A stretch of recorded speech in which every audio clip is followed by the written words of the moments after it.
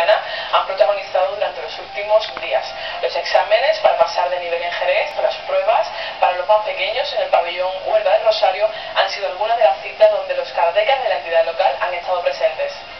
8 karatecas del Club Karate 2 Cerisur Chiclana han tomado parte en los exámenes de grado que ha desarrollado la Federación Española de la modalidad en el pabellón Ruiz Mateos de Jerez. Estos deportistas fueron Erika Benavides, Ana Rocío Putrón, Carmen Mari Rodríguez, Yasmina Fernández, Elizabeth Domínguez, José Luis Coca, Alexander López y Juan Manuel Vela. Hay que señalar que Yasmina no pudo participar, mientras que los demás alcanzaron la calificación de apto y por consiguiente consiguieron el grado de cinturón negro primer dan.